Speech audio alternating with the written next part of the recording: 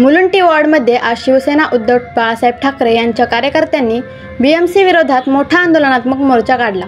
पाणी टंचाई, नाल्यांची अस्वच्छता, कचऱ्याचे व्यवस्थापन, खराब रस्ते आणि वैद्यकीय सुविधांसारख्या गंभीर समस्यांवर बीएमसीकडून त्वरित कारवाईची मागणी करत युवासेना प्रमुख आदित्य ठाकरे यांच्या बॅनरसह शिवसैनिकांनी टी वॉर्ड कार्यालयात धडक दिली।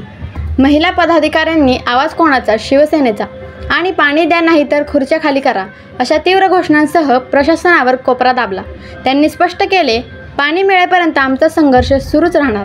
हे प्रक्षोभक प्रदर्शन लक्षात घेता मुलुंडच्या नागरिकांच्या मूलभूत समस्यांवर प्रकाशही पडतो। बीएमसीकडून अद्याप प्रतिसाद नसला तरी शिवसेना उद्धव बाळासाहेब ठाकरे गटाच्या दबावाचा प्रभाव पडेल का? काय आहे अधिक माहिती पाहूया। Bureau report, Mulund.